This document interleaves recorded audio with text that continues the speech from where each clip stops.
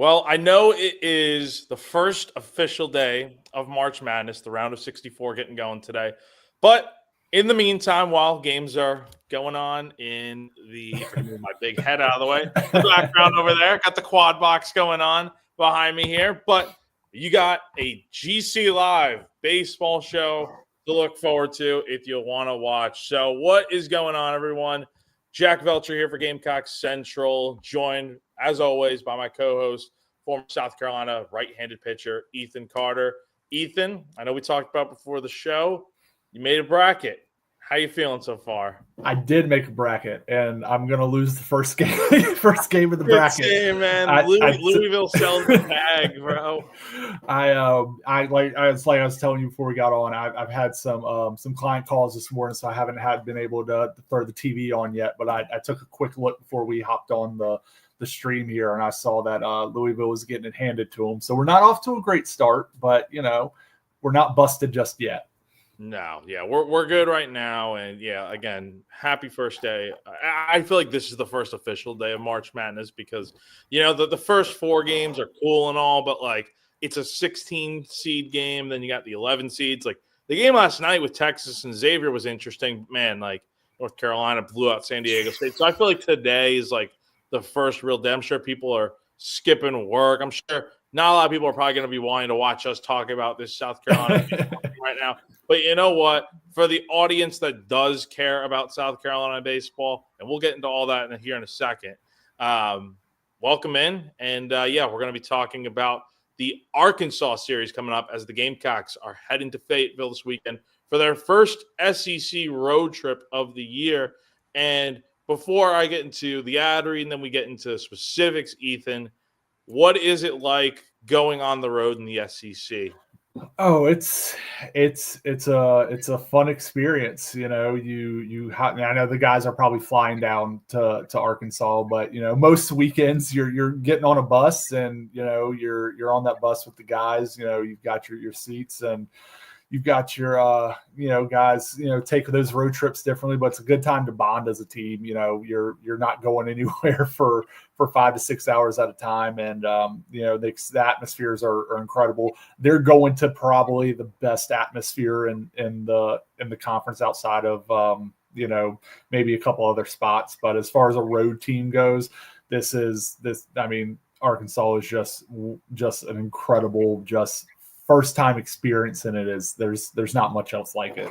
Yeah, I'm really looking forward to it. I will be heading out there tomorrow morning, flying out to Fayetteville. First time there, so really looking forward to being there this weekend. I think Arkansas plays today in basketball against Kansas, so I wish they were playing tomorrow during the day so I could watch one of the bars there in Fayetteville or whatever before heading over to the ballpark there. But I will say, funny story about that. 2000, one of the years we went to Kentucky was the year they won it with Anthony Davis, and they played Marquette, and we had an early game, so we were able to go out to dinner Saturday, and we went to downtown where the kids are. We got dinner somewhere down there, and it was truly something to watch. Big Blue to be really amped up, especially for a team that it didn't go into win it all, but that was an experience watching that with that fan base. Dude, that must have been so awesome. And that's a long time ago now, huh? Like 2012. I mean, that was many years ago. Yeah, a long time ago. But anyway, so before we get rolling with the show here for sure here, got to talk to you guys real quick about the presenting sponsor right above us here if you're watching live or if you're listening later, wherever you get podcasts from. I'm talking about Clint Hammond of CMG Home Loans. So if you are looking to buy a home potentially or you need help with your mortgage, you want to get started on that process, but you have no clue where to begin, I got good news for you. Clint Hammond can help you out. He's a longtime vet in the mortgage industry.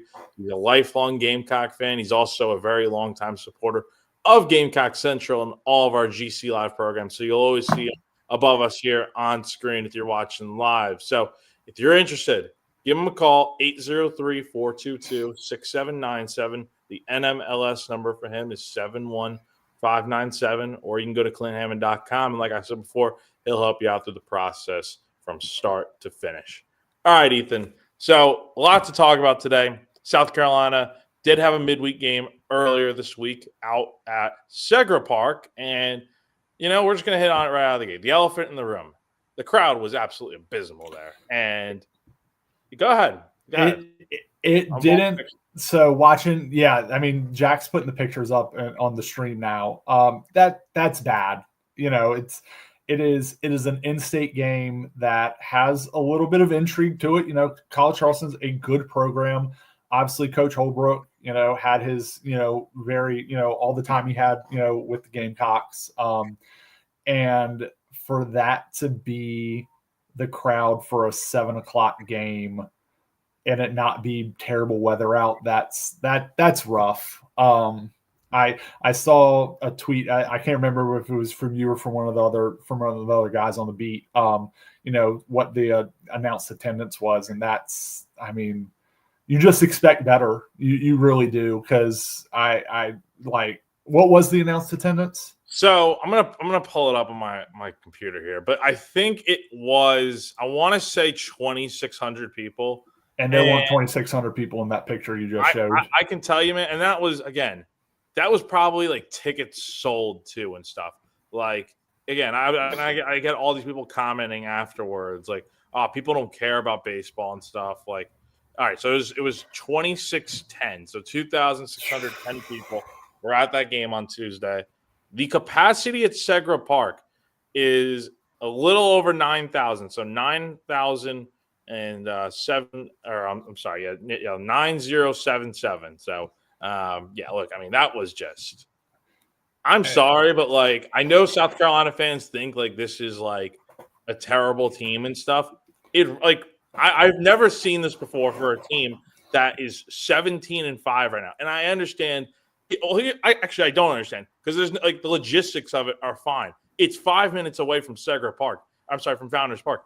If you can't pay $20 for a baseball ticket, you're paying for parking, you're paying for food, but you don't want to pay for a ticket. Like, that's a bad excuse. And it's a bad look, honestly, in general, that this game that's been talked about since, like November, like ever since these two teams scrimmaged, this is a big game. Like Chad Holbrook, former South Carolina coach, and Charleston, a good baseball program that missed the tournament last year when they should have made it. And South Carolina having a new coach and stuff. I know they got swept by Clemson. I know they lost a series to Oklahoma.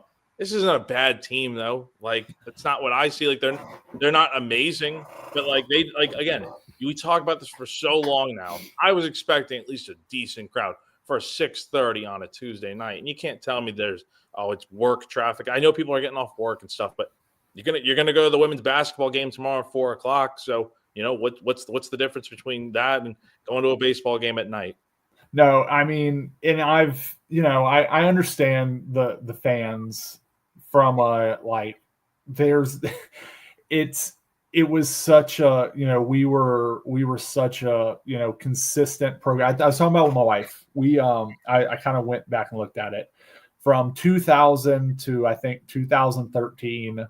We went to Omaha 6 times in a 12-year span. I think is how the numbers worked out. Maybe it was 5, and not seeing it, not seeing an Omaha appearance since, I know, as kind of taken the muster out of the fan base. But these guys put in so much work, and it's not, like I said, they're 17-5. They should be 18-4. And it's, it's frustrating. I know the last couple of years have been letdowns, but these guys, this is a good baseball team, and you never know what, the fan experience, you can't quantify what the fan experience or what the fan energy does to the home ballpark and what it does to the visiting team. Again, these guys are going to go into probably the most hostile environment in the country tomorrow. And it is, it wears on you.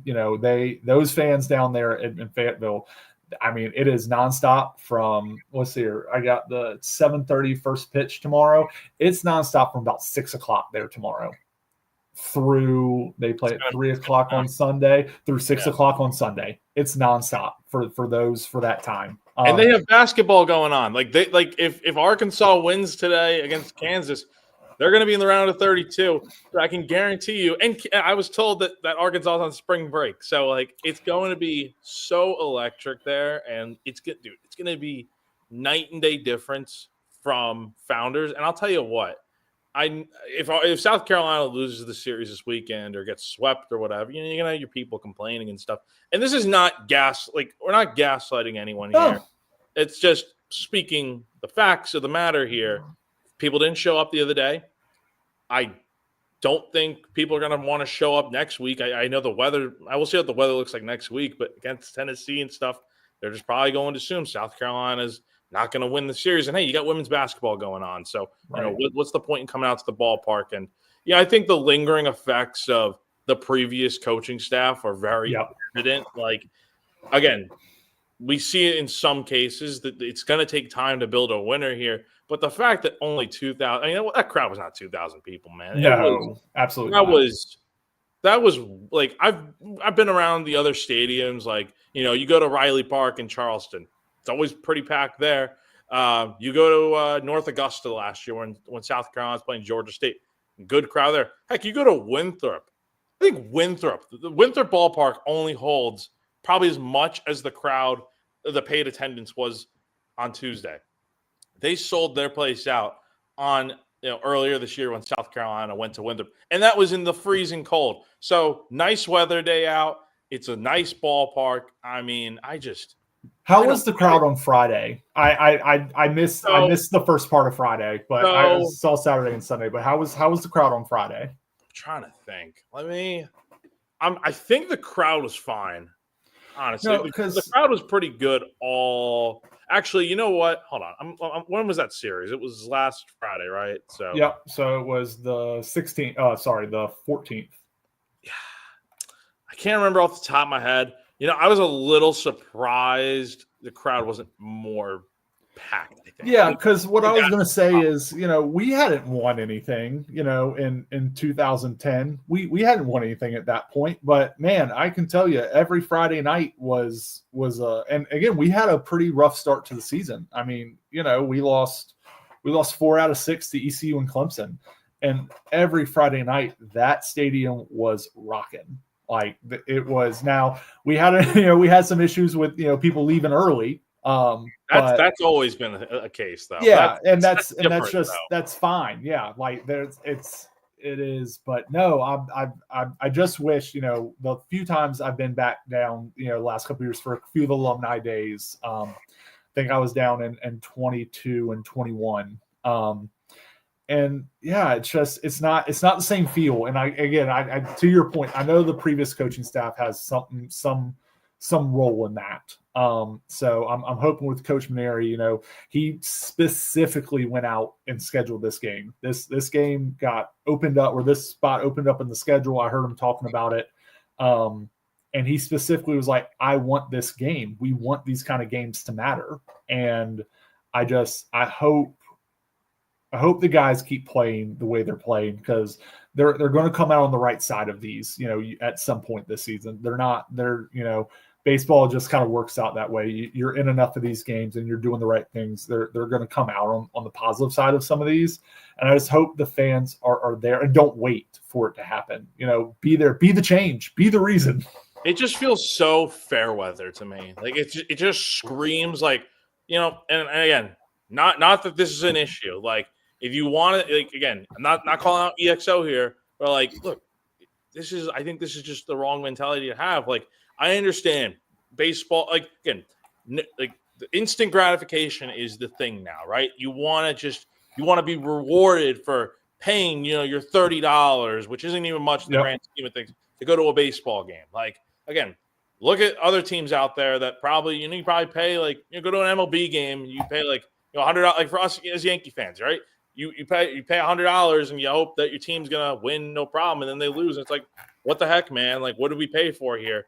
I understand that, But like at the same time, it's like it's baseball, man. There are 56 games in a season, and we're what 20-ish games in. So 22. I don't know, and I get it. It's tough to be happy with the product, but you're 17-5. It's not like you're this abysmal program or anything. Like I don't know, man. It's just there's a lot to say about it, and again, I think South Carolina fan. It's not what it used to be, obviously, but you expect so much better from a baseball program that is supposed to be a proud one, a rich history and all that. Yep. Yet it's like you could probably go to like I'm sure Missouri probably can pull in more fans than what that crowd was. Maybe. Yeah, like, for sure. Yeah, it's just whatever. So anyway, let's get a little bit more into enough of the ranting here for a second. We got that out of the way, and look, it is what it is. Adam asks, "Are you going to Arky or staying for the ladies game?" Yeah, I'll be in Arkansas, and I believe Gamecock Central is supposed to be the only outlet out there covering the team, and obviously everyone's going to be at the women's tournament and stuff, so no issue there. But I don't cover the women's team, so I will be out in Arkansas. I got another question here. Are we better now? Are we better than we were now than we with Kingston? It just seems Kingston destroyed what we built. I mean, you kind of had the perfect viewpoint on it because you were here before, and then you watch what happened under the previous staff, and then you see now. I personally think they're in a better spot now than they were last year, but again, we'll have to see how the whole season plays out. Yeah, I think the program's in a better spot. I mean, Coach Kingston took that roster that wasn't his, and they went to a super regional. That very first year they were a game away from Omaha. So I think we're definitely in a better spot as a program overall.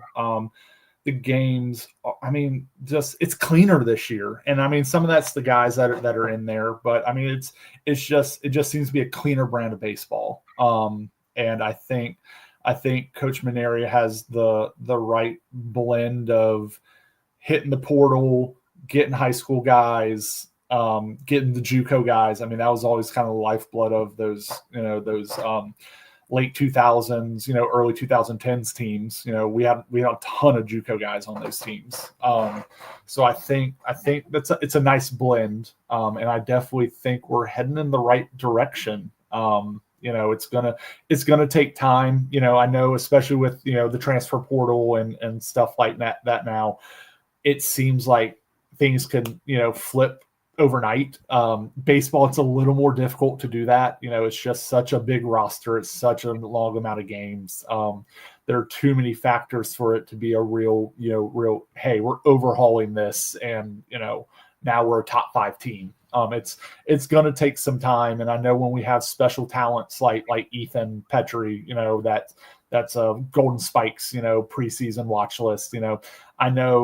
I know we don't want to feel like we're squandering that, especially with this more than likely being his last year on campus. But I think just overall as a program, we're in a better spot. I truly do. The results will bear that out. But I think they're 17-5. They're sitting pretty good. They hung with the number 12 team in the country. They outplayed. They outplayed the number 12 team in the country for the whole weekend. They should have won game 3 on Sunday. No question about it. And it's not Brendan Sweeney's fault. It's not, the offense, you can say it is their fault. But, they should have come through in a few more big spots, right? I mean, they had some big innings that they could have had. And we'll get into the offense here in a second because I got a good quote from Paul Maneri today about is he happy with the offense. But, look, man, they should have won the series against Oklahoma. I think they played better than them all weekend. You just look at the X's and O's, look at the losses, look at the wins, look at they lost that series. You can look at the fact that they're 1-5 against top 10 teams right now, and that's okay. I understand that, but dive a little deeper into it, do a little bit of your own research.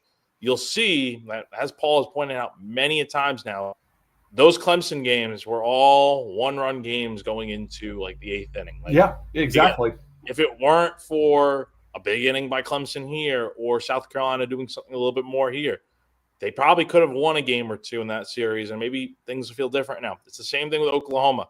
You won the Saturday game. You had to come from behind to try to play better on Friday. And you had the lead most of the way on Sunday. And you were 2 outs away from picking up a 5-3 win. So it's just disappointing to see.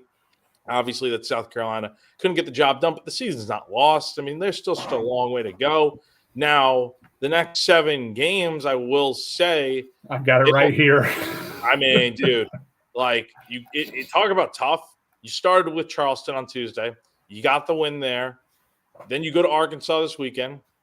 That's going to be tough. I wouldn't be shocked, and we'll get into predictions later. But like, I don't know what's going to happen. It wouldn't shock me if South Carolina did not come out of here with a win.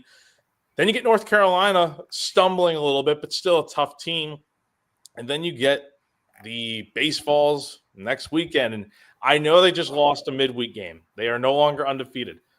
Hands down, though, they are the best team in college baseball. Yeah. And if you let them – I mean, I remember going to Rocky Top last year, and South Carolina played pitiful that series and got swept. It can happen again. So we'll see what happens in like 2 weeks here. But, like, man, like the season could definitely feel very finished and cooked if you don't come out of here. My theory has just been go over these 8 games, split. Go 4-4. Heck, go 3-5, and you think you feel like you're still a little bit above water. Yeah, don't go into the best thing is don't get swept your 2 weekends, even if you don't come out on top on those. I think, we haven't really talked about it yet. And I know we're going to, but I think it's a transition to the Charleston game. That was there to lose. Yes. And those guys didn't tighten up. They stuck with it. They you saw some big pitching, performances by some guys that I don't think, I went into the game thinking we're going to get key outs. And, it's not the best offense performance, but I think these guys have shown that they can handle good pitching. So I'm not as nervous about the offense coming out of the Oklahoma series. They faced big arms in that series, and they handled them pretty well. But that Charleston game was a very easy one that they could have hung their head. Once Charleston got up 2, they could have let that game really get away. And then we're talking, okay, you might be losing 4 straight, then 5, and then then it's a snowball effect. I think them coming out on Tuesday and really, kind of holding serve, I guess, for you mixing my sports analogies, them holding serve on Tuesday is huge. I mean, just for just a momentum boost coming out of that, tough game on Sunday. Yeah. And that was a big win for South Carolina the other day. And they were down 3-1 in the 7th inning. And that felt like the game right there when like eventually got to being, I think, bases loaded with 1 out after Charleston had taken the 3-1 lead. And Ryder Garino, give him credit, he was put in a near impossible spot since he had been warming up for most of the game. And then he's not the first guy out to pitch. It was Zach Russell got in trouble, and then Aiden Palmer came in and gave up 2 runs. So it was tough.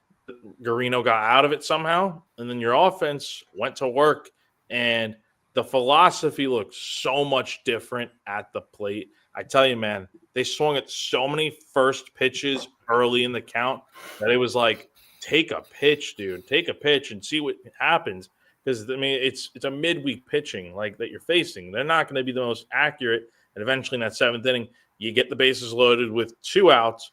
You work a pair of back-to-back walks, and then you score the go-ahead run in the game on a balk. So very good to see South Carolina find a way to win. And that leads right into the first audio clip we have here from Paul Maneri, kind of talking about the offense. And again, it's not a final product or anything, but right now, I mean, after that game the other day, I don't know if you feel super, super confident in this offense, but here's exactly what he had to say on I asked him point blank, are you happy with the offense right now? I'm never completely satisfied with your offense because, like I've said many times, Jack, if your offense played as well as you'd want it to, the game would never end. You'd never make 27 outs, so you're going to have some bad at-bats. The guys are going to strike out. You're going to hit into double plays. You're going to, not execute some strategy. You're going to get guys thrown out on the bases. That's how the game is developed, because you got to make 27 outs or 24 outs if you're winning going into the bottom of the ninth inning. So you're never completely satisfied. But, there's good things, too. Look at Kazmar's coming on, obviously. Nathan Hall's been great all year. Petri's been Petri. Evan Stone has risen up a few times. Kennedy Jones risen up sometimes. I think KJ Scobie's getting better. There's a lot to be positive about. Jordan Carrion's doing his role really well. Bo Holland's had his moments, but it's hard to maintain it at a high level, especially when you're going up against caliber of pitching you do in this league. So, and a short answer to your question, am I satisfied? Some days yes, and some days no. That's just the nature of the game. So that is what South Carolina head coach Paul Mainieri had to say about the offense. I mean, look, hasn't been super pretty. You've won some games. Look, you're not hitting a ton of homers either. And a lot of the SEC, they hit home runs. They hit for high average. South Carolina doesn't necessarily hit for low average. They're not amazing in all the stats that you want to be, but they're getting the job done. They're winning the gritty games, and I think that helps them going into this weekend where, look, backs up against the wall in a technical sense because you're going to a really hostile environment. You're going to have to play well to win the series. It may come down to a big hit or two, or in this case, a balk or an RBI walk. So what are your thoughts on the offense right now? And, who would you like to see kind of step up this weekend besides the obvious names like Petri and Hall? I like where the offense is. I think to your point, it's kind of, we've seen this in Major League Baseball as well. It's, if it's hard to win games without having the big swings in there, having the home run ball. So I think that's obviously a challenge for this squad is finding a little bit more pop in there. So, I mean, when you look at pop, I guess, you're looking at Jace, you're looking at Kennedy, you're looking at some of those bigger guys that are, in there behind Petri and Hall that, to get them a few more big hits. To your point, I haven't loved the approach all the time. Kennedy obviously had the big game on Saturday, I believe it was.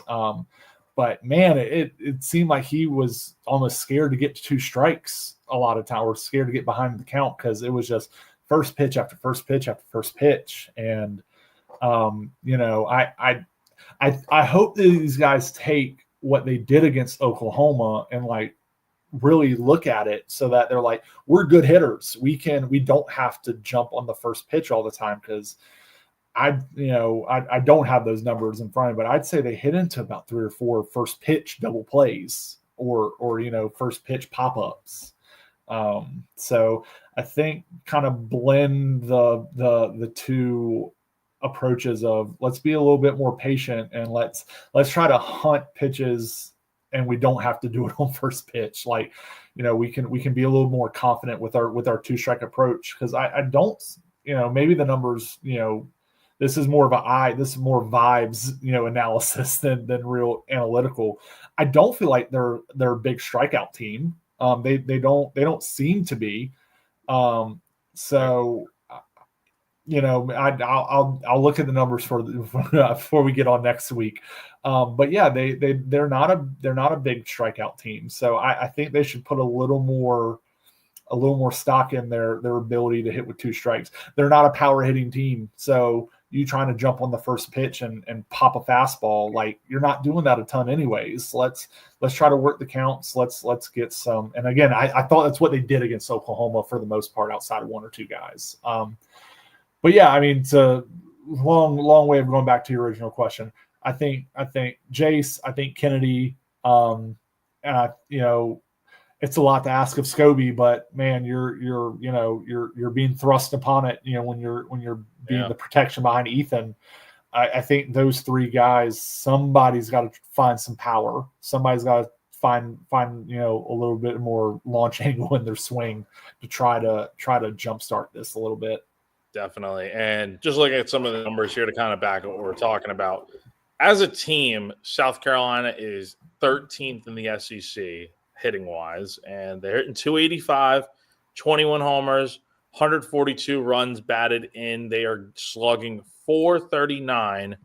They're getting on base at a 400 clip, which honestly, like, none of these numbers are too terribly bad. And they have 28 stolen bases this year. And funny thing about that is just, I mean, look, they're getting on base at a high clip, and they're stealing bases when they need to. I want to see more of them hit and run, things like that are going to win you games. Look at a team like Kentucky, for instance.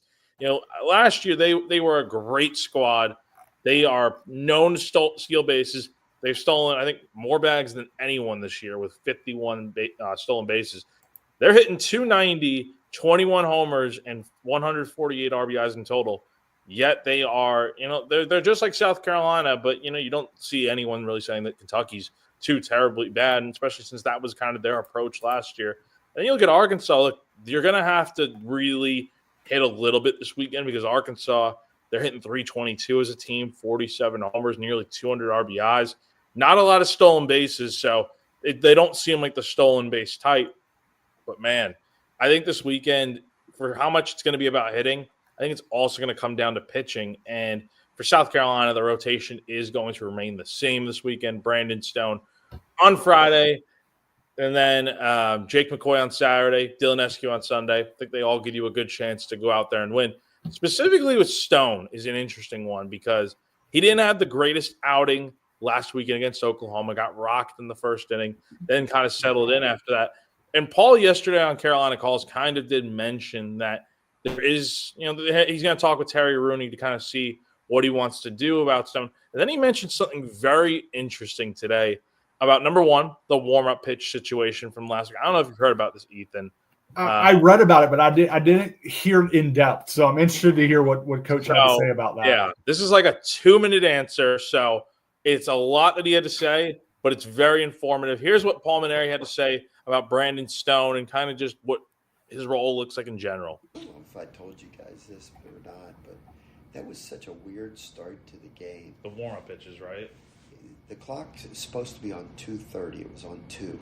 The clock is not supposed to start until they've done a hand check with the umpire and he steps onto the mound. They started when he crossed the foul line. So they took at least a good minute away from him for his initial warm-up pitches. He wasn't ready to pitch. He took like 6 warm-up pitches and didn't even throw a breaking ball. And so he just never really right from the start, the kid gets a base hit. Give the kid credit. And then another hit. And, it was a weird inning because you never really felt like he was ready to go. The guy still might have got hit. They all might have got hit. Who knows? We'll never know. But you'd like the kid to have a fair shot at it, And I just think they mishandled that whole situation in the first inning between our clock operator and the umpires. They mishandled the whole first inning, and poor Brandon never really was able to get into a groove. To his credit, he didn't pout and hang his head. He just, grit his teeth and went out there, went out there in the second inning and pitched great. And except for a solo home run, he pitched well for 4 innings. And, I think he did a good job. So we'll see, We're going to run him out there again. The only reason that I would ever take Brandon Stone out of the rotation is because he's so valuable out of the bullpen. It wouldn't be because he doesn't pitch well as a starter. The only reason I'd ever take him out is if we thought we got a better chance to win a game with Brandon Stone coming out of the bullpen. But I feel good about Pitzer, and I feel good about Marlott, and I feel good about Sweeney. I feel good about a few of the guys. So we're going to see if they can help us win a ball game, and then we'll worry about winning a second and see where we are. It's just how we're going to play it this weekend. And then after the weekend's over, we may reevaluate. So again, that is what Paul Mainieri had to say about a long answer, and the general synopsis is Brandon Stone the warm-up pitch situation last week, which in case you missed it, last Friday in that first inning against Oklahoma, Stone allegedly, now basically confirmed by Maneri, only had 2 minutes to warm up as opposed to the 2 minutes and 30 seconds that you get. And I know people are going to say that, 30 seconds makes such a big difference, huh? And then, he only got 6 warrant pitches, I think is what Maneri said. And then he's got the whole bullpen before that. Like, how is he not ready? Fair, but at the same time, as a pitcher, Ethan, it's very different for those guys with their mentality and stuff. And the slightest thing that's off can just throw off the whole inning. So a little bit of an excuse, but at the same time, I think I understand it. And then he talked about the potential of moving him to the bullpen if he feels that's better for him being in that role. Again, not because he would unless he just falls apart as a starter, which I think he's going to be very good. But even still, he could move him to the bullpen, especially if we'll get into Jarvis Evans here in a little bit. But Jarvis could potentially move into one of those spots. Yeah, there's no way you can discount. I mean, it's such a different it's so different throwing from the bullpen mound and going to the game mound. There's depth perception. There's just a whole, the mound's completely different. It's a whole thing. And I mean, if you listen to it, Coach said that they started the clock when he crossed the line at 2 minutes. So he really probably lost about 45 to even a minute. So he probably only got about 1:30 on the mound while he was out there. So that's tough. And I mean, and kind of to what we talked about last week, the biggest thing for him was going to be the first inning, handling the nerves, handling the adrenaline, first start. It's completely different. Because the other thing is you have the anthem. You finish as a starter, you finish your warm-up pitches in the bullpen. You come to the dugout. You shake everybody's hand, everything like that. They do the announcements. You go take the field. You do the anthem. Then you get going, and it's just like it's a whole thing. Like there's just so many things that to only get 6 warm pitches. Yeah, I mean he probably had 5-10 minutes since his last warm pitch in the bullpen. So that's tough. I hate that for him, but I do find it interesting. Coach talking about maybe moving him to the pen, and then you have a bullpen that has Brandon Stone and Matthew Becker in there, plus the other guys that have kind of started to, carve out roles for themselves. And then you really do have kind of a fully loaded, arsenal there, a lot of different looks, a lot of different types of pitchers. I think that is a valuable thing to have if that's the way that coach, decides to move with it forward. Yeah, I mean, again, I think right now, stick with what you have. And then I think after this weekend, again, I think McCoy and Eskew are going to be in the rotation for the long haul. I don't see either of those guys moving out. Honestly, I think at some point you move Jake McCoy up Friday and maybe Eskew on Saturday, though I like him as your guy on Sunday. He just needs to give you a little bit more length than anything. Yeah, and that's kind of, why you honestly, move Jake to Friday. You give yourself the best shot. Your best pitcher's thrown Friday. If you can get 1-0, and then, if, Dylan's, going, bottom line, as you said, Dylan's got to give them more length. 4 1/3 is just not going to cut it throughout the season. But he's not pitching bad, though. That's the thing. No, that's the thing. He only got 1 run against Oklahoma, and he didn't go up any runs in his really short outing, like 3. And I think he pitched into the 4th against Morehead State. So he's not pitching bad. He's got a sub-2 ERA. You just wouldn't think that, considering that he's only going into the 4th inning in most of these starts. You want to try to get him through. I think the bare minimum, ideally on a weekend, is 5 innings. That way, especially on a Sunday where you're going to be using your arms multiple times at that point, probably out of relief, you want to make sure that you're not having to tax your bullpen too much, because then you're going into a Tuesday game 2 days later. And granted, you have a day of rest, but you're facing a North Carolina team that you're going to have to probably go bullpen game that day if for whatever reason, Jarvis it pitched on Sunday, maybe, Yep. No, I mean, Jarvis has given the team a little bit of a security blanket, with him being able to give length during the week that you typically don't get from your midweek guys. No, not at all. Your midweek guys are generally your guys that go about 3. I mean, I was looking at the Charleston box score and then a couple others, like, generally the teams we're facing, their starters are going 2 innings because they're starting their bullpen guys. I mean, a lot of these teams treat midweeks as a bullpen game, where South Carolina's able to give their bullpen a breather because their weekend or their midweek starters going 6 innings at a time. So I mean, you can't sing Jarvis's praises enough for what he's providing the whole staff right now, versus just the obviously the narrow, the narrow impact that he's providing on the actual midweek game, but then like the whole scope of the impact he's given the staff to try to keep that staff fresh. Yeah, he has been. We're gonna dive into him now. He's been solid as of late over his last 3 starts. Like, he started in 4 games this year. He started at Winthrop. That was a little bit rough. He gave up 3 runs over 3 1/3. Then he pitched out of relief against Gardner-Webb, struggled a little bit, gave up 2 runs. I'll tell you though, man, ever since this month, like ever since March started in 3 starts, he has just been on it, man. 7 innings against Citadel, 1 run. Let's see, how many strikeouts did he have? He had, where's the number here? 6 strikeouts, 2 walks. Against Georgia State, 5 innings, 1 run, 7 strikeouts, 1 walk. Against College of Charleston, probably the toughest competition he has faced so far this year in midweek action.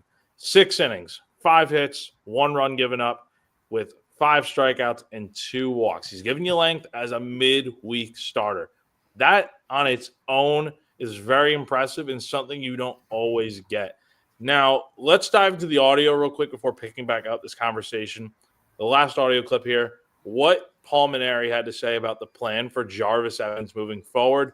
Could he eventually move to the rotation? It's a very interesting question. If we move Brandon out, it would be to move Jarvis into the weekend, And listen, Jarvis has done great. He's really done great.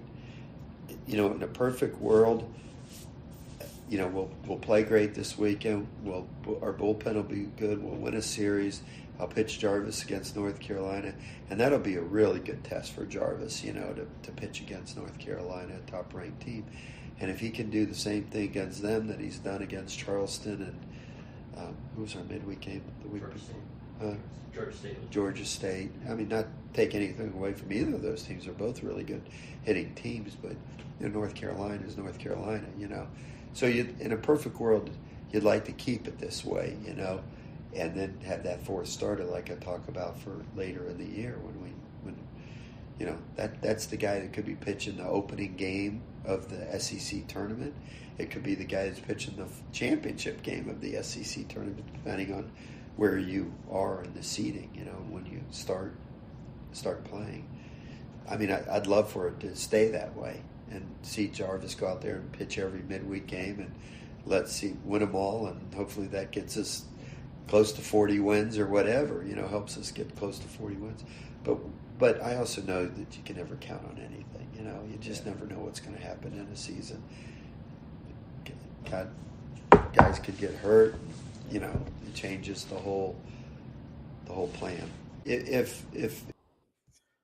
So that is what Paul Mainieri had to say about Jarvis Evans, what his role is looking like. And as I'm trying to unmute Ethan's mic, I don't know why it's not unmuting.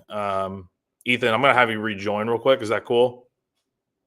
Okay, hold on. Let me boot him out real quick. But anyway, so with Jarvis Evans and his role moving forward, I think it is fair to say that, right now, Brandon Stone is your guy in the, weekend rotation. Eventually, though, I think you're going to see Jarvis potentially move into the rotation.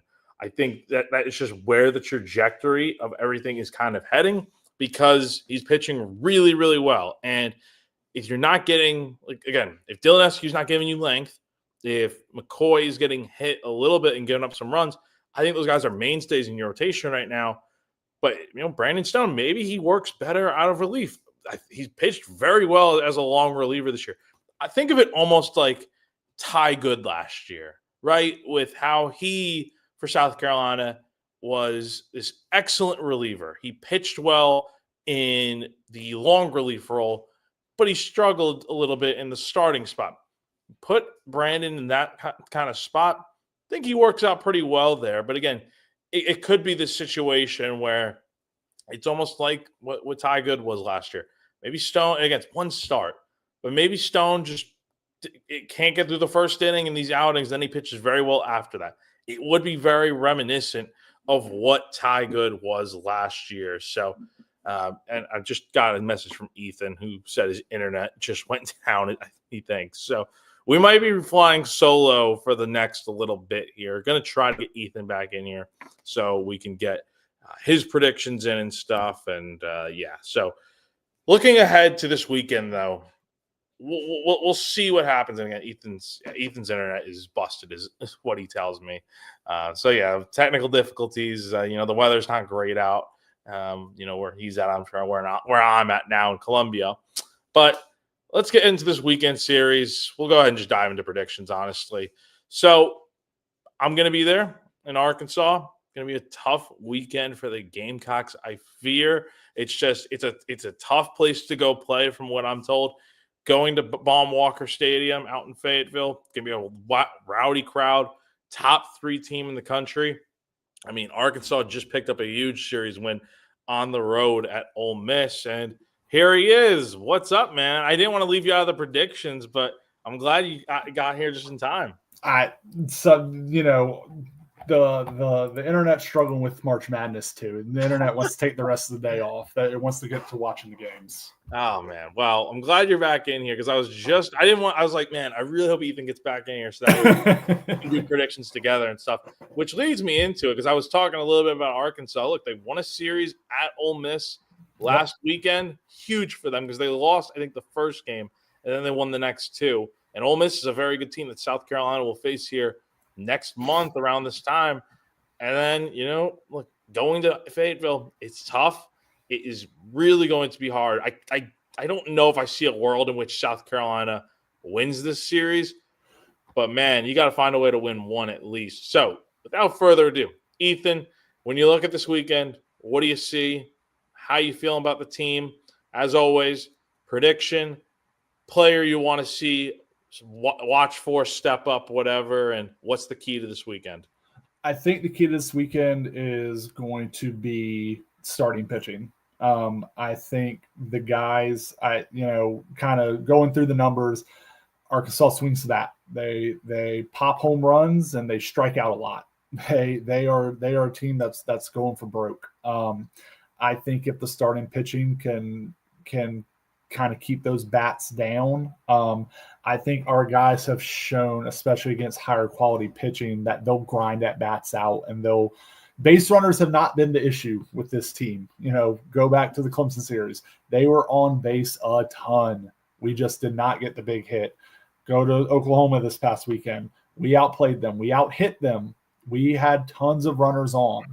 I think if the starting pitching can keep these games close, keep the Arkansas offense down, I think that's the best path for these guys to come out and get a huge road series win.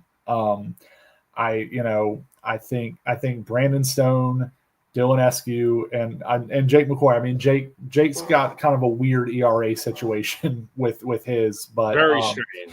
Yeah, you look at all the numbers except ERA, and you think this guy's got something a sub-2. Honestly, you kind of flip him and Eskew's ERAs with their resumes. It makes a little bit more sense. Yeah, exactly. So it is a little weird like that. But yeah, I think that's your path forward for this weekend to have a successful weekend. Is starting pitching's got to keep them in the game, and the offense just keep doing what you're doing and hope, you got to hope somebody comes through with a big hit. One of those guys in the middle is, 4, 5, 6, somebody's going to have to come. I mean, you kind of saw the game broke open on Saturday when Kennedy Jones got a big hit. Yeah. I think that's kind of going to be the thing that has the team sink or swim this year, is if somebody 4, 5, and 6 can get the big hit, because the guys at the end of the order are doing what they can to get on and do the small things. Obviously, Petrie and Hall are just playing out of their minds. They are who Ethan's who we thought he was. Nathan Hall's really taking his game to the next level this season. So yeah, starting pitching and 4, 5, 6, somebody breaking through one of those games. That have to be the whole series. They can trade off. 4 can go Friday, 5 can go Saturday, 6 can go Sunday, and I think they'll win more games than they'll lose if either of those guys can have games. What do you think in general for the weekend series, prediction wise? I think they take 1 out of 3. I need to see a complete series from them before I can pick them to go on the road against the number 3 team in the country and take 2 out of 3. And again, it is. I never got to play at LSU, so I don't know about LSU, but it is the hardest place to play in the conference. It is the fans. They are the most passionate fan base as far as their. They will have chants. They will have chants for players, for certain players. They sang Old McDonald at Scott Wingo for 3 straight games. They are into it, and they'll have something for Petrie. They will have something for Stone. They will have something for McCoy, and they'll probably have something for Hall. Like those fans are just, it's just there ain't much. There ain't much else going on down there, other than the men's team. Yeah. So yeah, man. I think 1 out of 3. I do think they can win the series. I'm going in, I'm going in hopeful and optimistic that they can win the series, but for a prediction, until I see it with my eyes, 1 out of 3. Yeah, man, I'm feeling about the same vibes as you. Look, pitching wise this weekend, I think it shapes up pretty well for South Carolina, because you look, numbers do not tell the whole story. Like, again, you look at Jake McCoy's 5.25 ERA. That doesn't tell you what kind of pitcher he is, because he's also got 44 strikeouts and 11 walks. Same with Arkansas here. They got Zach Root starting on Friday, 2-1 on the year, 4.44 ERA, 39 strikeouts, 8 walks. Going to be tough to get on base against this team. But Brandon Stone starting on Friday, so you hope you get a better start out of him. As I mentioned before, McCoy starting on Saturday. Gabe Gackle starting on Saturday for the Hogs, 1-0 on the year, 5.87 ERA, 27 strikeouts, 12 walks. Then on Sunday, Dylan Eskew starting for South Carolina, going up against, man, I cannot pronounce this last name, Landon Baydell Shies. We're just going to go with it and hope that's the case. That works. Left-handed pitcher, junior, 3-0, 3.80 ERA, 22 strikeouts, 5 walks. Statistically, probably their best pitcher. Honestly, statistically, both the top statistic pitchers are going on Sunday. So maybe that bodes well for South Carolina. I don't know. You just need more length out of Dylan, in all honesty. So I think the pitching is going to be huge this weekend, and kind of figuring out, do you have a chance or not? Because if you do have a chance, you'll be getting quality outings from your pitching staff. I think it's a huge series. And honestly, my X factor this weekend, not even the hitting, because I think the hitting is such a huge factor in this weekend. Matthew Becker, man. When is he going to step up? Because, I think over the years, his role has just evolved so much and it's changed so frequently. This guy was starting for South Carolina in a regional against, I think, Campbell, when he was a sophomore. Yep. This guy was pitching as a freshman. His first career start came against Texas, number 1 Texas at the time when they were in the Big 12. And that was the big, bad Texas Longhorns team back then in 2022. But this year, man, I know things haven't been easy for him. I know the 2 starts he made most recently were not his best, and I know he got shelled a little bit against Oklahoma out of relief. But let me tell you, if South Carolina is going to have a chance to win the series this weekend, and you need big outs, especially if one of your 3 starters cannot provide length, and I don't think you necessarily want to throw Evans unless you have to. I think you really want to save him for Tuesday, though it is possible he could pitch this weekend at some point. I was going to say, is he going to be on the travel roster of Jarvis? So, yeah, again, Maneri did mention – the only 2 guys he mentioned to me that are not going to be on the travel roster, again, there's probably a few other guys like, your Tyler Junes of the world that are red and whatnot, or you guys that just don't pitch much.